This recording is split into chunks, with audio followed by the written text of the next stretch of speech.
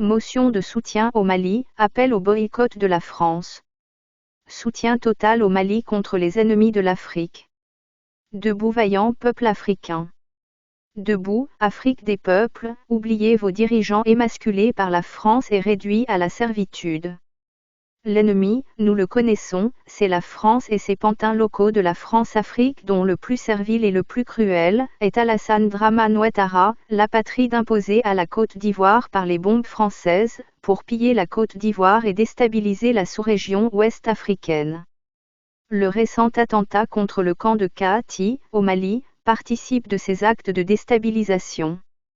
Dans sa volonté de maintenir l'Afrique divisée, faible, méprisable et exploitable à souhait, la France s'oppose à tout ce qui peut permettre une Afrique unie et forte et en ce sens, elle s'oppose à tout leader africain qui veut émanciper son peuple et améliorer ses conditions de vie. Ainsi, la France a assassiné directement ou par le biais de ses sujets locaux, plusieurs dirigeants africains. Une étude indépendante disponible sur Internet et jamais contestée par la France dénonce l'assassinat de 22 dirigeants africains par la France entre 1963 et 2010. Et ceci, bien avant l'assassinat d'Idriss Déby qui commençait par prendre quelques distances vis-à-vis d'elle. Les plus chanceux sont simplement dégagés, comme Roch Kaboré qui a été dégagé quelques semaines après qu'il eut refusé de lancer ses troupes sur les civils burkinabés qui manifestaient contre les convois militaires français. Voici quelques-unes de leurs victimes. Le colonel Kadhafi. Le leader libyen était vu comme un obstacle pour la France. Riche, courageux et panafricaniste, le guide Kadhafi a transformé l'Organisation de l'Unité africaine en Union africaine dont il finance une grande partie des activités. Il a été abattu par un agent secret français, introduit parmi les rebelles avec pour objectif de le faire taire pour toujours sur ordre du président français Sarkozy à qui il avait remis des millions d'euros pour sa campagne présidentielle.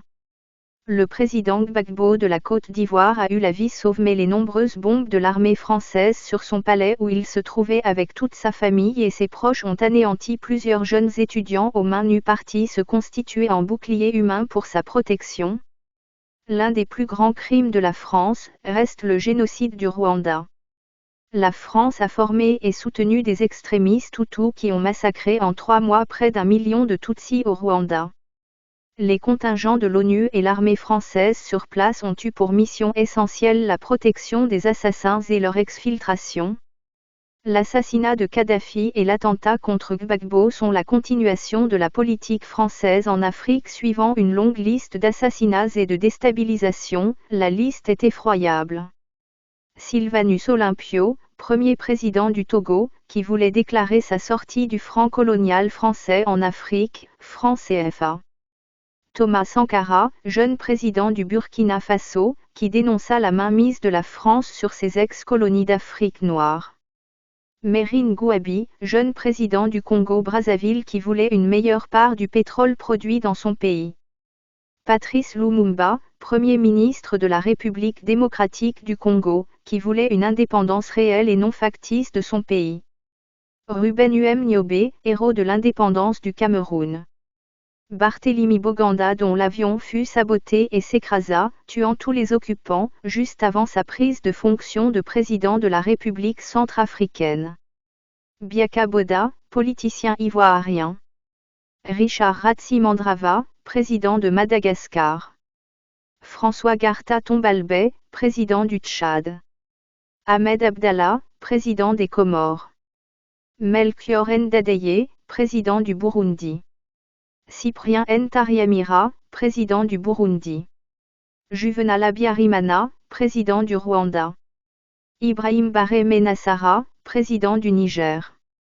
Laurent Desiré Kabila, président du Congo-Kinshasa.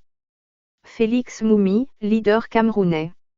Mehdi Ben Barka, leader de l'opposition marocaine. On dénote plus de 100 coups d'État et d'actes de déstabilisation entrepris par la France. Un tel pays ne peut être que l'ennemi de l'Afrique et l'Afrique se doit de se rendre à l'évidence. Elle doit connaître ses ennemis. Il est ahurissant de voir des volontaires africains se battre aux côtés des Ukrainiens. Ces Africains, insensibles aux humiliations et traitements inhumains subis par les Noirs dans ce pays, se sont laissés emberlificoter par les mensonges et la propagande occidentale leur faisant croire qu'ils se battent pour une bonne cause. Non, vous vous battez pour soutenir le même impérialisme qui détruit vos pays. Africains, Africaines, la guerre d'Ukraine n'est pas la vôtre. Les dirigeants ukrainiens ont choisi de faire la guerre par procuration pour les Occidentaux, c'est leur choix, qu'ils l'assument. Votre guerre, c'est en Afrique, votre guerre, c'est au Mali. Tous les Africains qui se battent pour l'Ukraine et qui ont encore un minimum de conscience et de dignité doivent rentrer au Mali pour se mettre à la disposition des FAMA. Par-delà ces combattants, nous invitons tous les Africains à faire preuve de solidarité envers le Mali qui se bat pour son indépendance. Oui, il faut bien se rendre à l'évidence que plus de 60 ans après les indépendances nominales, factices, l'Afrique noire francophone doit se donner tous les moyens pour obtenir son indépendance de la France et assumer son destin. Tous les grands peuples sont solidaires, voyez comment les Occidentaux supportent la France, même dans l'injustice. La France, l'ennemi de l'Afrique, est un pays dirigé par des délinquants qui ne lâcheront l'Afrique que lorsqu'ils se rendront compte que le prix à payer pour s'y maintenir est plus élevé que les bénéfices qu'il en tire. Le sentiment anti-français que l'ambassadeur de France à Abidjan considère avec mépris comme l'excitation ou expression puérile de personnes inconscientes manipulées à qui on a distribué un morceau de pain et une boîte de sardines pour manifester contre la France doit être un simple prélude, un avant-goût de ce qui devrait suivre, jusqu'à ce que les Français deviennent persona non grata en Afrique. Voici quelques-uns de ces délinquants qui ont récemment dirigé la France. Jacques Chirac, ancien président, condamné à 2 ans de prison. Nicolas Sarkozy, ancien président, condamné à 1 an de prison. François Fillon, ancien Premier ministre, condamné à 5 ans de prison. Jérôme Cahuzac, ancien ministre, condamné à 4 ans de prison. Alain Carignon, ancien ministre, condamné à 5 ans de prison. Georges Tron, ex-secrétaire d'État, condamné à 5 ans de prison. Léon Bertrand, ancien secrétaire d'État et ministre délégué au tourisme, condamné à 3 ans de prison. Bernard Tapie, ancien ministre de la Ville, condamné à 2 ans de prison. Claude Guéant, ancien ministre, condamné à 8 mois de prison. Michel Mouillot, ex-maire de Cannes, condamné à 6 ans de prison ferme. Jacques Médecin, ancien maire de Nice, passe 672 jours en prison. Édith Cresson, ancienne première ministre, condamnée par la Cour de justice européenne. Le verdict n'est pas encore tombé pour d'autres hommes et femmes politiques, tels que Édouard Balladur, ancien Premier ministre. Marine Le Pen. François Bayrou. Jean-Luc Mélenchon.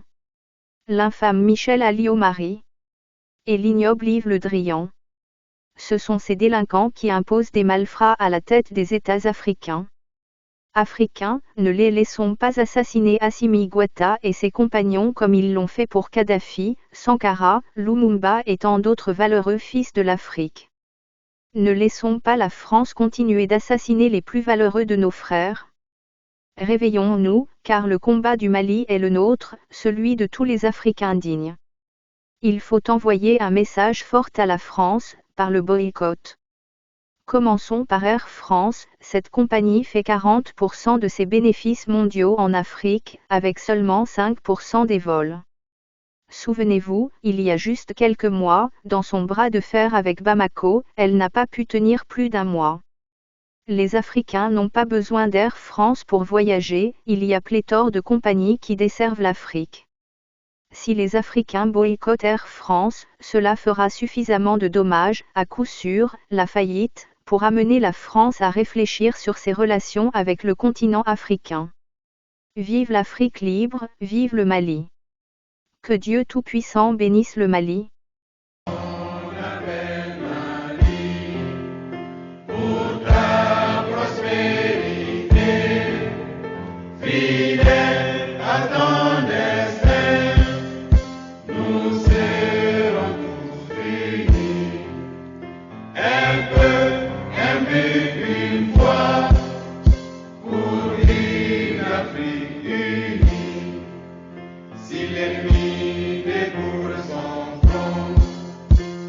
Alléluia.